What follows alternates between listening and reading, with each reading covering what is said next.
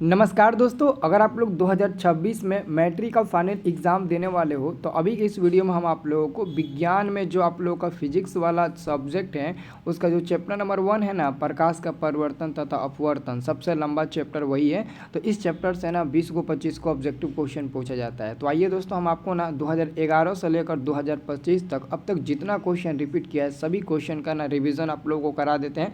देखो, आप लोग स्क्रीन पर देख ही सकते हो, कोई क्वेश्चन ना 4-4 बार पूछा गया तो कोई क्वेश्चन 3-3 बार, कोई क्वेश्चन 2-2 बार। मतलब कि जो क्वेश्चन एक बार बोर्ड एग्जाम में आ जाता है ना उसको एकदम याद करना कंपलसरी हो जाता है। हर हालत में उसको याद करना ही पड़ता है क्योंकि वही क्वेश्चन दोबारा रिपीट करके पूछता है, ठीक है ना। और हम आपको ना ये वीडियो बताने के बाद ना इसका PDF ग्रुप में डाल देते हैं आंसर टिक लगाकर। दोस्तों, जैसे कि यहाँ पर देख सकते हैं, हम ना चैप्टर नंबर 1 का ही पार्ट 1 में जो बताए थे ऑब्जेक्टिव क्वेश्चन, तो इसका PDF बनाकर हम ऑलरेडी ग्रुप में डाल देते हैं। हम ऐसा ही दोस्तों बताए थे बायोलॉजी का चैप्टर नंबर 1, उसका भी ऑब्जेक्टिव का PDF ना हम ग्रुप में ऑलरेडी डाल दिए थे। क्योंकि ये जो क्वेश्चन बैंक है ना 500 का मिलता है मार्केट में और सबके पास उतना पैसा नहीं होता है कि कोई खरीद सके, इसलिए हम इसका PDF बना ग्रुप में डाल देते हैं। पहले वीडियो बनाकर दे देते हैं, फिर उसका PDF आंसर सही दे देते हैं, ठीक है ना। तो आप लोग ना हमारे इस वीडियो को प्यार ज़रूर दीजिएगा, लाइक करना, कमेंट करना और चैनल को सब्सक्राइब करिएगा, ठीक है। और व्हाट्सअप ग्रुप ज्वाइन कर लीजिएगा, डिस्क्रिप्शन में लिंक है, हम आपको ना PDF डाल देंगे ग्रुप में, ठीक है। दोस्तों देखिए, आपका पहला नंबर क्वेश्चन, गोलीय दर्पण के फोक्सांतर F है ना, और वक्रता त्रिज्या के बीच में संबंध क्या होता है। तो दोस्तों होता है F बराबर R/2, F बराबर R/2, जो कि ऑप्शन नंबर ए वाला आपका बिल्कुल सही जवाब मिल जाएगा। यहाँ से F का मान निकालिएगा तो R ऊपर और 2 नीचे हो जाएगा, तो यही वाला संबंध होता है F बराबर R/2, या फिर हम इसको 2F बराबर R कह सकते हैं या R बराबर 2F कह सकते हैं। तो पहला नंबर क्वेश्चन का ऑप्शन नंबर ए मिल जाएगा। दूसरा नंबर क्वेश्चन है, किसी बिंब का अवतल दर्पण द्वारा बना प्रतिबिंब आभासी, सीधा तथा बड़ा पाया गया, वस्तु की स्थिति कहाँ होनी चाहिए। तो दूसरा नंबर क्वेश्चन का आंसर हो जाएगा वक्रता केंद्र पर, ऑप्शन नंबर सी सही जवाब मिल जाएगा। तीसरा नंबर क्वेश्चन है जो कि 2025 में अभी पूछा गया था कि काल्पनिक प्रतिबिंब होता है, काल्पनिक को आभासी भी बोलते हैं, तो आभासी प्रतिबिंब हमेशा सीधा बनता है। कितना इजी क्वेश्चन पूछा गया था 25 में। अगला क्वेश्चन दोस्तों आपका है 4 नंबर, सरल सूक्ष्मदर्शी में उपयोग होता है। तो दोस्तों सरल सूक्ष्मदर्शी में हमेशा उत्तल लेंस का ही उपयोग किया जाता है, डी नंबर वाला सही जवाब मिल जाएगा। 5 नंबर क्वेश्चन है, हजामत के लिए किस दर्पण का उपयोग किया जाता है। तो हजामत के लिए दोस्तों अवतल दर्पण का उपयोग किया जाता है, आप लोगों को याद रखना है, ठीक है ना। अवतल दर्पण का उपयोग किया जाता है, ठीक है। चलिए, तो अब हम लोग दोस्तों अगला क्वेश्चन देखने वाले हैं 6 नंबर। ये क्वेश्चन है, सर्च लाइट का परावर्तक सतह होता है, ये भी अवतल का ही होता है, 6 नंबर क्वेश्चन का भी हो जाएगा। 7 नंबर क्वेश्चन है, दंत विशेषज्ञ किस दर्पण का उपयोग मरीजों के दांतों को बड़ा प्रतिबिंब देखने के लिए करता है।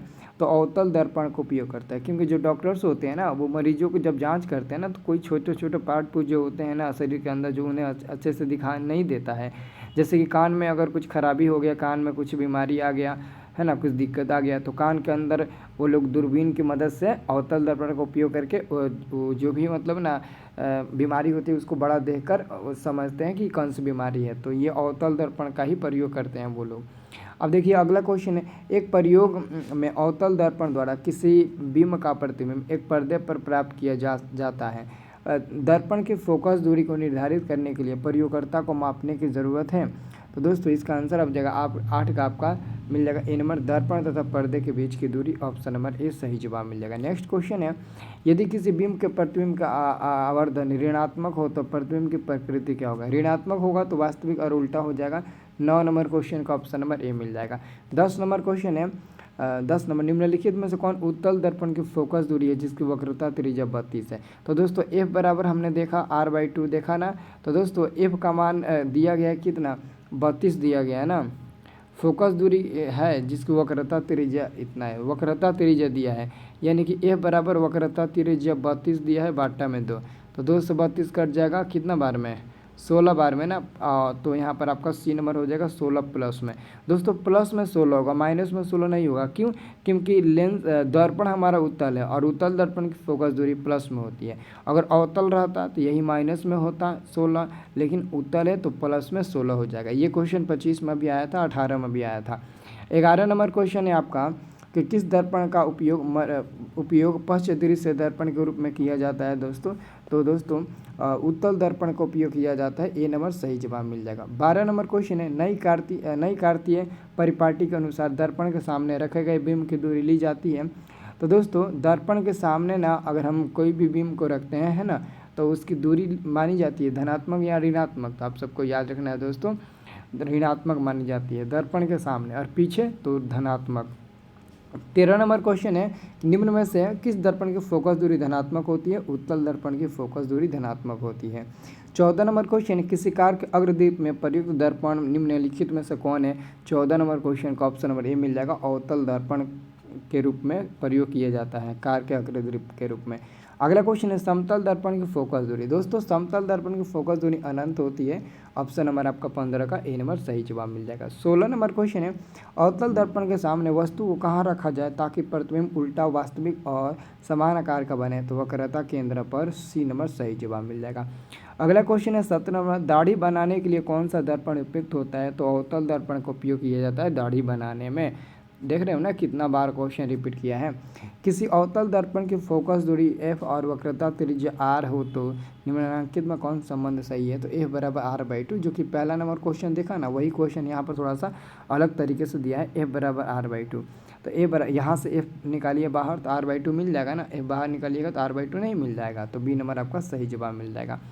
अगला क्वेश्चन है 19 नंबर, उत्तल दर्पण में बना प्रतिबिंब होता है। तो उत्तल दर्पण में दोस्तों काल्पनिक एवं आवर्धित प्रतिबिंब बनता है, काल्पनिक एवं आवर्धित। तो काल्पनिक को हम लोग क्या बोलते हैं? सीधा एवं आवर्धित। तो ऑप्शन नंबर आपका क्या हो जाएगा? ए नंबर मिल जाएगा, ऑप्शन नंबर आपका ए नंबर मिल जाएगा। सीधा एवं छोटा, 19 नंबर सीधा एवं छोटा। देखिए इसका आंसर क्या होगा ना, आवर्धित। देखिए इसका आंसर होगा सी नंबर वाला। पूछिए क्यों? क्योंकि देखिए उत्तल दर्पण में सिर्फ सीधा प्रतिबिंब बनता है, और सीधा के साथ साथ में छोटा प्रतिबिंब बनता है ना, नहीं आवर्धित नहीं होगा, गलती हो जाएगा, सी नंबर होगा। और अवतल दर्पण में बड़ा प्रतिबिंब बनता है और समतल दर्पण में बराबर आकार का। अगला क्वेश्चन ये 25 में पूछा गया है। अगला क्वेश्चन है, किस दर्पण से हमेशा वस्तु से छोटा प्रतिबिंब प्राप्त होता है? तो छोटा प्रतिबिंब अवतल से ही प्राप्त होता है, तो 20 नंबर का ऑप्शन नंबर ए आपका सही जवाब मिल जाएगा, ऐसा ही दिख रहा है। 21 नंबर क्वेश्चन, अवतल दर्पण की फोकस दूरी तो ऋणात्मक होती है, ऑप्शन नंबर बी हो जाएगा। ये सब क्वेश्चन पूछा है, आसान इसी बार पूछा था। अगला क्वेश्चन है, गोलीय दर्पण प्रवर्तन पृष्ठ वृत्ताकार सीमा रेखा का व्यास कहलाता है। तो गोलीय दर्पण का द्वारक, ऑप्शन नंबर डी सही जवाब मिल जाएगा, ये 26 में क्वेश्चन आएगा। अगला क्वेश्चन पूछा गया दर्पण सूत्र, तो 1/v + 1/u = 1/f, option number A हो जाएगा। और जो ऑप्शन नंबर बी में दिया ना, ये लेंस सूत्र है। तो दोस्तों इस बार लेंस सूत्र आपसे पूछा जाएगा, तो लेंस सूत्र याद कर लीजिए, ये वाला लेंस सूत्र होता है, बस -20 में कर देना, ये लेंस सूत्र का फार्मूला हो जाएगा। ये दोस्तों इस बार आएगा 26 में, ठीक है। अगला क्वेश्चन है, एक गोलीय दर्पण की फोकस दूरी प्लस में 20 सेंटीमीटर है, तो गोलीय दर्पण कैसा होगा? अगर किसी भी दर्पण की फोकस दूरी प्लस में होती है तो वो उत्तल होता है, क्योंकि उत्तल दर्पण की फोकस दूरी प्लस में होती है। अगला क्वेश्चन है 25 नंबर, किस दर्पण की फोकस दूरी चीनो परिपाटी के अनुसार ऋणात्मक मानी जाती है? तो दोस्तों अवतल दर्पण की फोकस दूरी ऋणात्मक मानी जाती है, बी नंबर सही जवाब मिल जाएगा।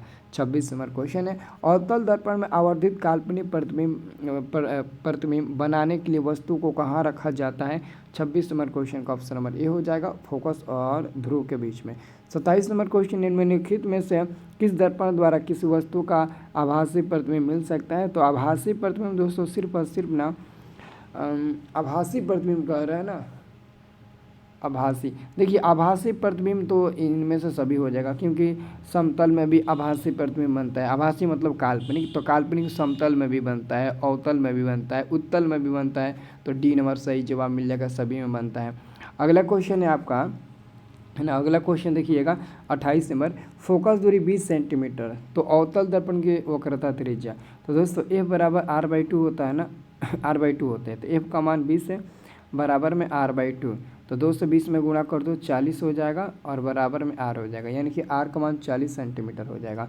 29 नंबर क्वेश्चन है, आँख नाक गला के चिकित्सक द्वारा उपयोग में लाया जाने वाला दर्पण कौन सा होता है? तो अवतल दर्पण, क्योंकि जो भी डॉक्टर्स मरीज आँख नाक गला में जांच के लिए किस दर्पण का उपयोग करते हैं? तो अवतल दर्पण का बी नंबर सही जवाब मिल जाएगा। अगला क्वेश्चन है, उत्तल दर्पण में आवर्धन का महत्तम मान, यानी कि मैक्सिमम मान कितना होता है उत्तल दर्पण में आवर्धन का? आवर्धन का मैक्सिमम मान उत्तल दर्पण में, तो आपको याद रखना है सी नंबर 1/2 होता है। 30 का सी नंबर सही जवाब मिल जाएगा। 31 नंबर क्वेश्चन है अवतल लेंस द्वारा प्राप्त प्रतिबिंब। देखिए अवतल लेंस में हमेशा सीधा प्रतिबिंब प्राप्त होता है, सीधा और आभासी छोटा भी, सभी इसका आंसर हो जाएगा, है ना। इसका आंसर क्या होगा, तो इसका आंसर हो जाएगा याद रखना, इसका आंसर हो जाएगा सभी, ऑप्शन नंबर डी हो जाएगा। और इसका तो सही नंबर था, क्योंकि अवतल लेंस और अवतल दर्पण ये दोनों अलग होता है ना। ये उल्टा हो जाता है, दर्पण में अलग होता है और लेंस में बहुत अलग होता है। वही अगर अवतल दर्पण की बात करते हैं तो वहाँ पर बड़ा प्रतिबिंब बनता है, उल्टा बनता है ना, और आभासी न बनता बल्कि वास्तविक बनता है। लेकिन अवतल लेंस में छोटा, आभासी, सीधा तीनों बनता है। अगला है दोस्तों, आपका ध्यान से देखिएगा 32 नंबर क्वेश्चन, यदि अवतल दर्पण का निचला भाग टूट जाए तो प्रतिबिंब क्या होगा, कम तीव्र बनेगा। सी नंबर 32 का सही जवाब मिल जाएगा। 33 नंबर क्वेश्चन है, यदि फोकस दूरी 10 सेंटीमीटर अवतल दर्पण द्वारा उत्पन्न आवर्धन धनात्मक होगा तो वस्तु की दूरी क्या होगा, 10 सेंटीमीटर से कम। सी नंबर सही जवाब मिल जाएगा। अगला क्वेश्चन है दोस्तों, फोकस के ध्रुव की ओर आने पर अवतल दर्पण में आवर्धन का मान क्या होता है, बढ़ता है या फिर घटता है। तो 34 नंबर क्वेश्चन का आंसर हो जाएगा डी नंबर, इनमें से कोई नहीं, है ना, इनमें से कोई नहीं बढ़ता है ना ही घटता है।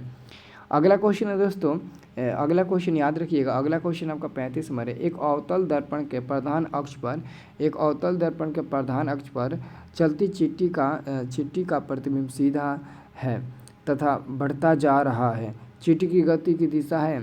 ये क्वेश्चन 24 के द्वितीय पाली में पूछा गया था। तो दोस्तों 35 नंबर क्वेश्चन कब का बिल्कुल सही जवाब मिलेगा, डी नंबर हो जाएगा, इनमें से कोई नहीं। 35 का नहीं 35 का तो बी नंबर होगा ना, बी नंबर, फोकस से ध्रुव की ओर, बी नंबर सही जवाब मिल जाएगा। अगला क्वेश्चन आपका है, अवतल दर्पण किस प्रकार का दर्पण है। तो अवतल दर्पण को हम लोग ना अवतल दर्पण को अभिसारी दर्पण के नाम से जानते हैं, है ना, ऑप्शन नंबर बी सही जवाब मिल जाएगा।